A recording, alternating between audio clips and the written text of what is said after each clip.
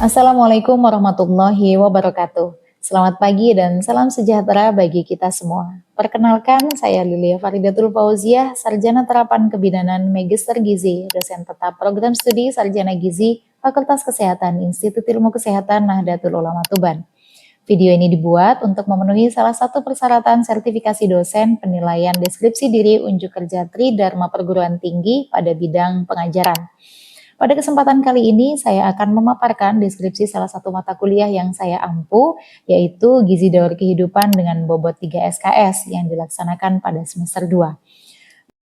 Adapun tim pengajar pada mata kuliah ini adalah saya sendiri, Lilia Faridatul Fauziah STR Kap MGZ, Dian Ayu Ainun Nafis MGZ, dan Ulfah Mahardika Pramono Putri SGZ MPH.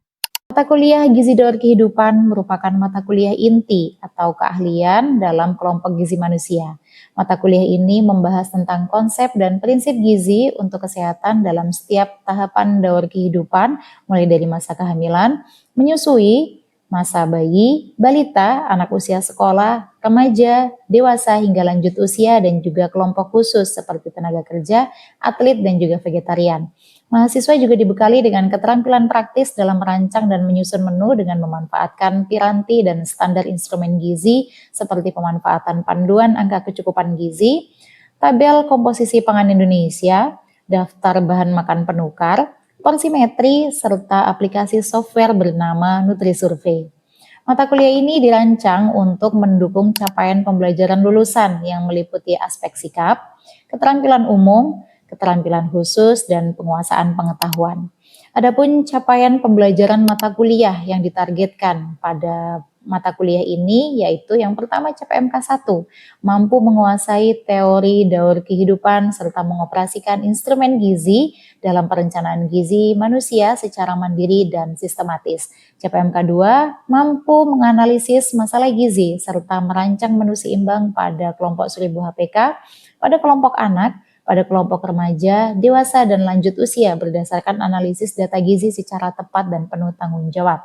CPMK 3, mahasiswa mampu memformulasikan penyelesaian masalah gizi dan menyusun menu yang adekuat pada kelompok 1000 HPK dan kelompok yang lainnya dengan memperhatikan etika dan kepekaan sosial. Dan CPMK yang terakhir mampu merumuskan penyelesaian masalah gizi dan merancang preskripsi menu pada kelompok dewasa, lanjut usia, dan kelompok khusus secara kolaboratif dalam tim. Untuk memastikan ketercapaian kompetensi mahasiswa, 13 sub CPMK dirancang secara berjenjang melalui 3 tahapan. Yang pertama, tahap penguasaan alat dan konsep dasar. Yang kedua, tahap analisis dan perencanaan menu. Dan yang terakhir adalah tahap integrasi pengabdian masyarakat. Sebagai muara kompetensi, mahasiswa mengaplikasikan seluruh teori daur kehidupan ini melalui kegiatan pengabdian masyarakat di lapangan secara langsung bersama dengan mitra dan sasaran. Dalam proses pembelajaran, kami menerapkan pendekatan Student Centered Learning atau SCL melalui variasi strategi pembelajaran. Di antaranya adalah ceramah interaktif dan diskusi kelompok untuk penyampaian konsep teoritis. Yang kedua, praktikum perhitungan dan penyusunan menu. Yang ketiga, studi kasus atau problem based learning untuk menganalisis dan memecahkan masalah.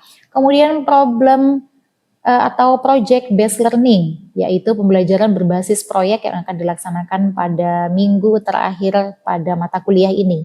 Mahasiswa merancang proposal dan juga media edukasi yang kemudian diintegrasikan dengan konsep daur kehidupan secara langsung. Penilaian dilakukan secara objektif dan transparan dengan menggunakan rubrik penilaian. Di antaranya yaitu penilaian resum atau merangkum materi dengan menggunakan rubrik 1 untuk mengukur capaian ranah kognitif, kemudian rubrik kedua untuk penilaian praktikum perhitungan, penyusunan menu, dan juga penyelesaian kasus untuk menilai ranah psikomotor dan juga ranah aplikasi. Yang ketiga yaitu untuk penilaian aspek kognitif dan komunikasi serta kerjasama mahasiswa dalam tim melalui penilaian presentasi kelompok yang dilaksanakan dengan metode diskusi di kelas. Rubrik yang terakhir yaitu dimanfaatkan untuk penilaian project based learning, yaitu kegiatan pengabdian masyarakat secara langsung di lapangan. Penilaian proyek ini berkontribusi sekitar 40% dari total nilai akhir dan dievaluasi secara komprehensif menggunakan rubrik ini. Melalui mata kuliah ini, mahasiswa diharapkan tidak hanya menguasai teori ilmu gizi secara komprehensif, tetapi juga memiliki keterampilan analisis, mahir dalam menggunakan teknologi gizi, serta memiliki empati sosial dalam menyelesaikan masalah gizi di masyarakat. Dan berikut adalah beberapa referensi utama yang kami gunakan dalam mata kuliah Gizi Daur Kehidupan, didukung dengan beberapa referensi tambahan lainnya yang sudah kami cantumkan di dalam RPS. Berikut ini adalah cuplikan video pengajaran saya pada pertemuan ke-10 untuk sub CPMK 7, yaitu pembahasan tentang gizi pada daur kehidupan kelompok remaja. Selamat menyaksikan. Baik, bismillahirrahmanirrahim. Assalamualaikum warahmatullahi wabarakatuh. Ya, selamat pagi semuanya, sehat ya? Sehat, masuk semuanya karena tidak ada yang sakit.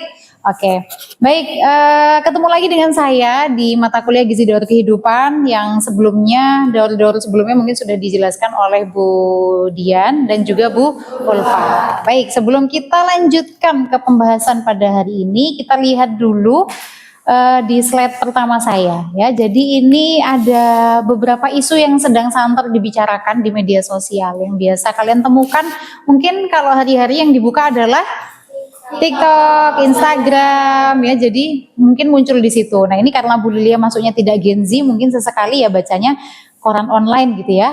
Nah, ini ada pemuda 22 tahun di Cianjur idap gagal ginjal. Kemudian ada anak remaja yang usianya 14 tahun, 15 tahun ini terdeteksi gagal ginjal juga dan cuci darah. Kemudian di Bali puluhan remaja terdeteksi diabetes. Kondisi ini normal atau tidak? Tidak, namanya penyakit pasti tidak normal ya. Tapi penyakit itu kan cobaan Bu gitu ya. Ya memang cobaan, tapi juga ya kalau bisa dihindari kan begitu. Nah, apalagi ditambah kita lihat usianya 22 tahun, 15 tahun, tapi penyakitnya penyakit tua. Penyakit lansia yang biasanya yang kita sebut dengan penyakit apa berarti ini? Degeneratif, di mana penyakit-penyakit degeneratif itu adalah penyakit yang biasa oleh lansia ya karena penurunan organ. Tapi ini remaja sudah mengalami ini. Nah, maka dari itu dengan banyaknya kabar yang kita temukan di media sosial, di koran-koran, di kabar online seperti ini, kita sebagai seorang ahli gizi atau calon ahli gizi harus aware pada daur kehidupan remaja ya, karena ternyata di remaja pun bisa mengalami penyakit-penyakit yang seharusnya dialami oleh orang tua.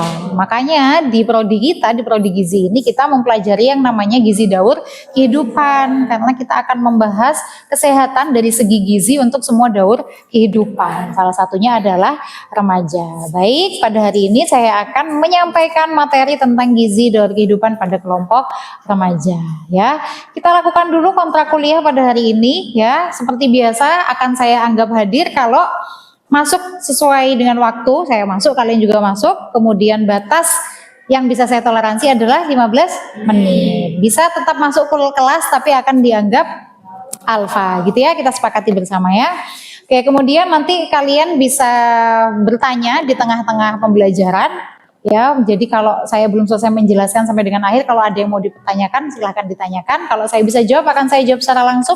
Kalau nggak bisa nanti saya harus baca referensi yang lain dan akan kita diskusikan di akhir perkuliahan atau akhir materi gitu ya. Kemudian silahkan disiapkan catatannya karena setiap saya habis memberikan materi pasti akan ada review singkat ya. Kemudian ada tugas penyusunan menu di akhir pertemuan nanti, di akhir materi. Silahkan dipersiapkan.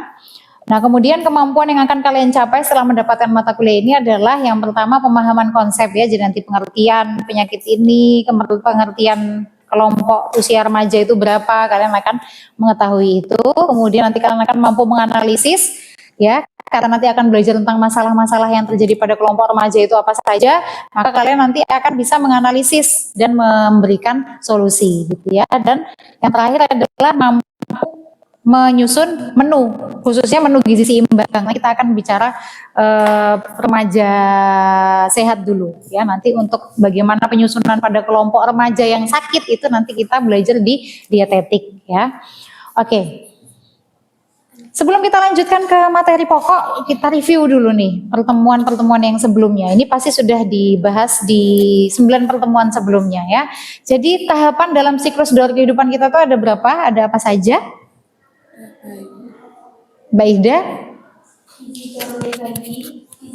balita, gizi daur anak-anak, gizi daur remaja, gizi daur dewasa, dan yang terakhir gizi daur lansia. Daur lansia gitu ya. Jadi daur kehidupan kita yang terakhir itu sebelum kita wassalam dari dunia adalah lansia ya. Bahkan sampai dengan lansia juga nanti kita masih mempelajari bagaimana memberikan menu yang seimbang untuk lansia begitu ya. Jadi tahap kehidupan yang dilalui oleh kita itu tadi sudah disebutkan oleh Mbak Ihda. Nah, adapun pada materi gizi daur kehidupan kelompok remaja yang akan kita bahas yang pertama adalah pengertian, kemudian masalah gizi, faktor kebutuhan, angka kecukupan gizi remaja, prinsip gizi, dan yang terakhir adalah nanti bagaimana cara menyusun menu untuk kelompok remaja, gitu ya. Oke. Ini adalah referensi-referensi yang bisa kalian gunakan. Nanti PPT ini saya bagi dan kalian bisa lihat referensi yang saya cantumkan di sini, dan kemudian nanti di pertengahan akan ada beberapa referensi yang juga saya kutip dari penelitian-penelitian ya. Bisa kalian akses. Ini salah satunya adalah buku yang sudah saya susun bersama dengan teman-teman dosen lainnya, yaitu Gizi Keluarga dalam Perspektif Daur Kehidupan. Bisa kalian akses secara online ya. Oke, baik, sekarang kita ke pembahasan pertama, yaitu pengertian dan batasan usia dan nanti kondisi psikososial dan juga biologis pada kelompok remaja ya. Baik, sekarang kita lihat di depan, di sini ada pembagian atau rentang usia menurut WHO dan juga menurut Kemenkes ya.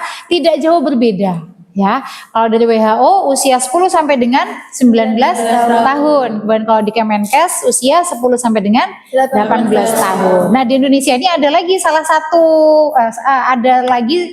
pengertian lain atau rentang usia lain yang bisa digunakan, yaitu yang dikeluarkan oleh BKKBN ya. BKKBN rentang usianya berapa?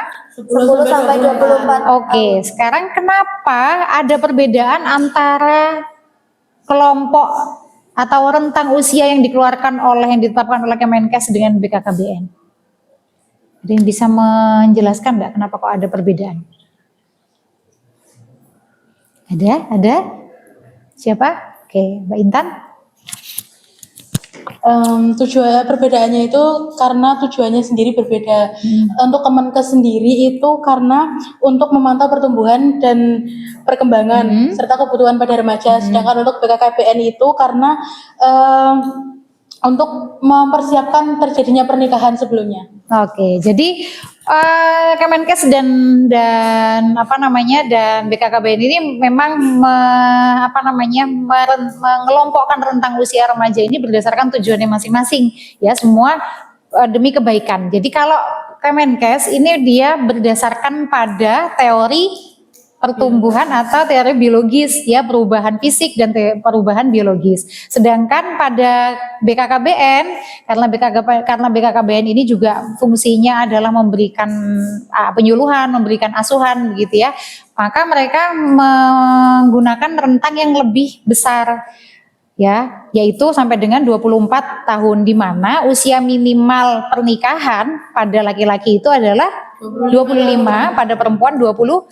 Nah, BKKBN ini mempersiapkan itu begitu. Mereka nanti akan memberikan penyuluhan pada catin, asuhan pada catin, mempersiapkan mereka bagaimana jadi orang tua dan lain sebagainya. Kemudian kesehatan reproduksi sebelum pernikahan begitu. Nah, BKKBN itu mengurusi sampai situ, makanya memberikan rentang usianya sampai dengan usia 24 tahun begitu ya. Oke ya. Nah, kemudian secara umum bisa kita simpulkan remaja ini menjadi 3 tahapan. Tahapan yang pertama adalah tahap remaja awal, yaitu usia 10 sampai dengan 13 tahun. Usia 10 sampai dengan 13 tahun ini adalah masa-masa di mana perubahan fisik dan biologis ini mulai tampak ya. Misalnya tadi laki-laki berubah suaranya menjadi lebih ngebas, perempuan juga ada yang seperti itu, suaranya lebih cempreng, lebih besar juga ya suaranya, lebih lebih stereo begitu ya istilahnya kalau untuk perempuan. Kemudian berjerawat dan menstruasi ya, ini dimulakan di usia-usia remaja awal. Kemudian di remaja pertengahan 14 sampai dengan 16 tahun usia ini mengalami emosi yang mulai tidak stabil atau labil ya. Jadi sudah mulai tidak nurut sama orang tua ya. Jadi disuruh bersih-bersih rumah misalnya, tapi milih pergi sama teman-temannya begitu. Kemudian dikasih ada dua pilihan yang menurut orang tua tidak diambil, tapi malah nurut sama teman sebaya, mbek koncone. Mau muncak misalnya gitu ya, kata orang tuanya, ada yang pernah muncak? Belum pernah. Ya jangan gitu, tapi ternyata bohong karena ngikutin temennya gitulah ya. Nah kemudian remaja tingkat akhir ini sudah mulai punya apa nih, keinginan untuk hidup mandiri ya. Tadi misalnya rumahnya Jalan Pramuka tapi mau ngekos di samping kampus, atau mungkin yang biasanya selama ini rumahnya mana nih yang agak jauh dari itu kan, Semanding. Oke, dari Semanding ke sini bisa ditempuh bolak-balik misalnya, tapi sekarang capek gitu, pokoknya mau di Tuban aja gitu ya. Nah itu kemudian mulai gimana caranya punya uang berlebih gitu ya, bisa jadi affiliate ya kan, ada yang jadi affiliate? Nggak ada. Ya, nah itu.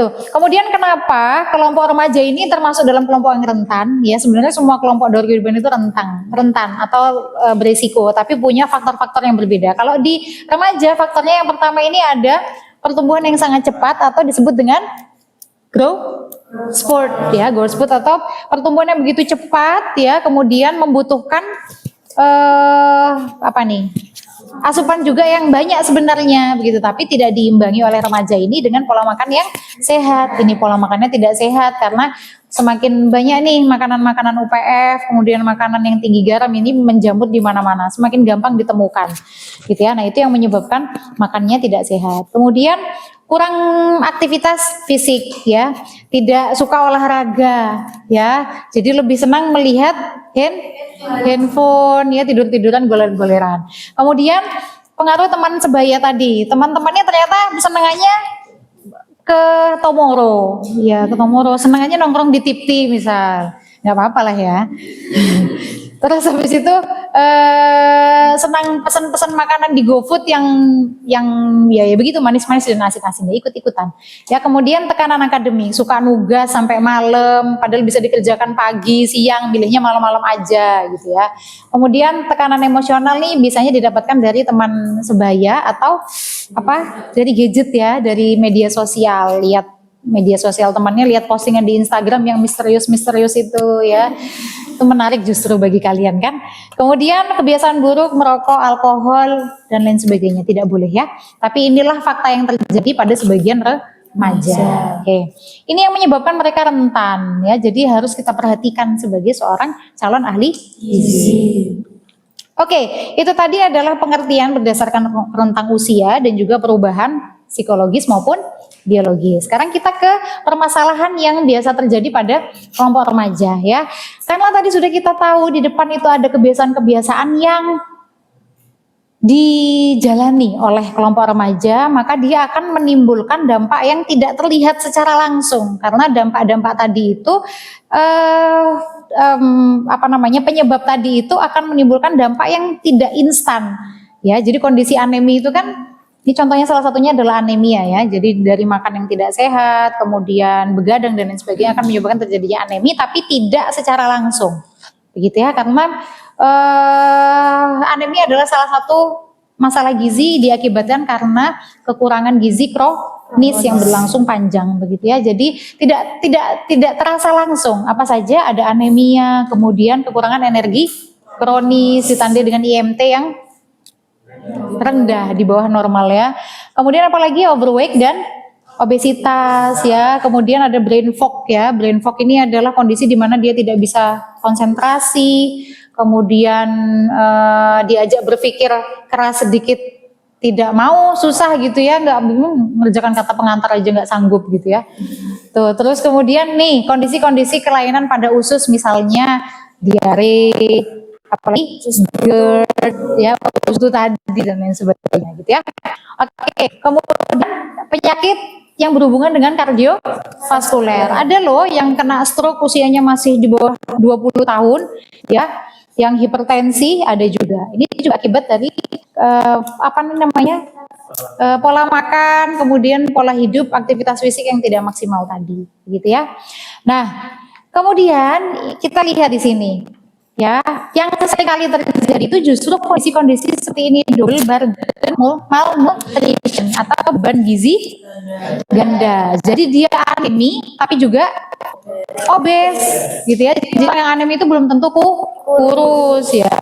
Jadi dia bisa terkena kekurangan maupun kelebihan ya. Kemudian misalnya lagi kurang kalsium, kurang vitamin D, tapi dia juga diabetes misalnya. Nanti ada hubungannya juga nih vitamin D dengan diabetes, ini ada hubungannya juga.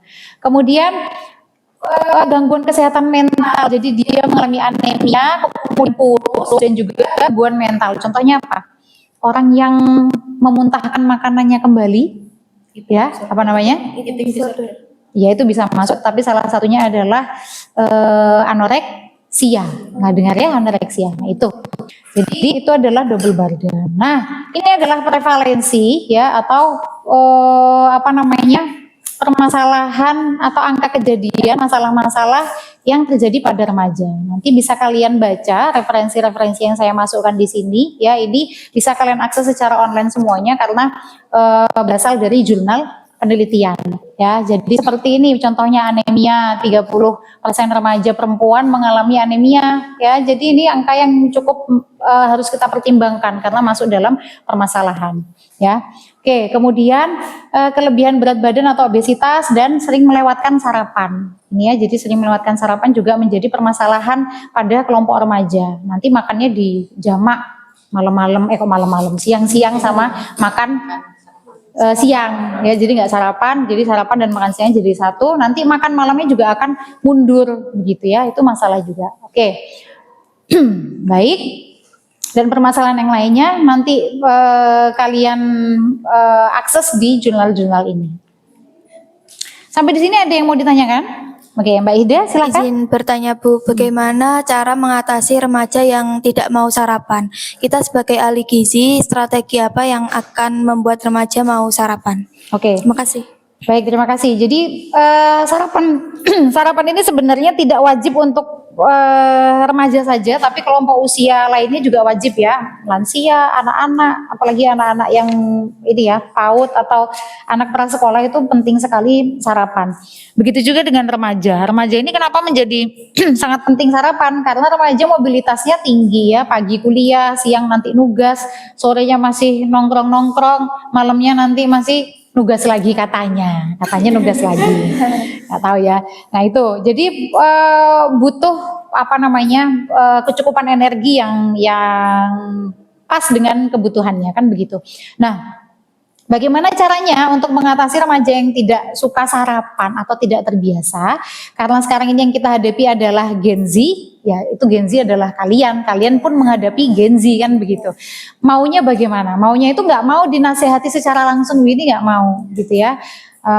Apalagi dikasih penyuluhan tuh kayaknya males-malesan. Jangan kan penyuluhan di kelas aja biasanya ada yang males nih mendengarkan ya, gitu ya. Nah, bagaimana caranya? Salah satunya adalah melalui media sosial. Nanti teman-teman bisa membuat infografis, bisa membuat edukasi yang di-share di media sosial. Yang paling sering digunakan apa? TikTok, TikTok atau Instagram ya. Nah itu bisa bikin yang estetik nanti di share begitu. Jadi branding sebagai mahasiswa gizi. Jadi nanti postingan-postingan di Instagramnya di feed-feednya itu dibagusin biar menarik. Nah dilewatkan situ. Kemudian cara yang berikutnya adalah kerjasama dengan pihak sekolah. Nah nanti mungkin ini bisa kalian lakukan saat di pertemuan terakhir itu ada pengabdian masyarakat. Nanti bisa cari cara bagaimana bisa masuk ke sekolahan dan bekerja sama dengan sekolahan agar ada program makan bersama misalnya. Nanti ngalah-ngalahin programnya Pak Prabowo ya, makan gizi gratis, makan bergizi gratis. Nah nanti makan atau sarapan gratis misalnya gitu. Jadi mau, nah bisa dengan cara-cara seperti itu ya. Sebagai seorang ahli gizi, Gen Z pasti mengenal kelompoknya sendiri kan begitu. Salah satunya adalah media sosial tadi. Oke, ada lagi? Ya. Saya bertanya, bagaimana cara penyusunan menu untuk penderita masalah gizi ganda? Oke. Terima kasih. Nah, masalah gizi ganda ini memang akhirnya menjadi PR sekali buat kita ya. Kita mau menyelesaikan aneminya saja atau mau menyelesaikan obesitasnya saja gitu ya. Nah, Sedangkan kedua masalah ini ya harus diselesaikan secara bersamaan. Nah, sekarang harus kita pahami dulu kebutuhan dari masing-masing permasalahan ini. Anemi ini dia butuhnya apa? Zat besi ya. Kalau zat besi itu sumbernya berarti dari mana? Daging merah, ya kan begitu kan? Terus apalagi dari sayur-sayuran. Nah, caranya ya sedangkan obesitas tadi yang harus dipilih adalah concernnya di mana? Makanan yang rendah lemak, kemudian rendah gula dong, karena obes itu kan bukan hanya karena lemak saja, ingat karena gula ya begitu ya.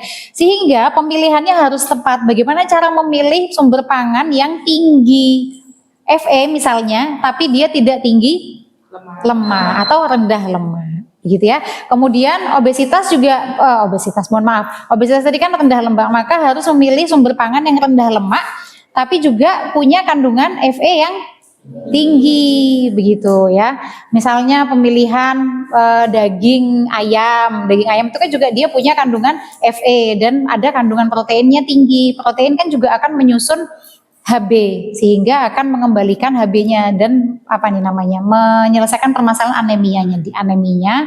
Kemudian dia rendah lemak, ayam itu kan lebih rendah lemaknya dibandingkan dengan daging begitu. Jadi cara memilihnya silakan disesuaikan dengan tantangan dan juga kebutuhan dari anemia.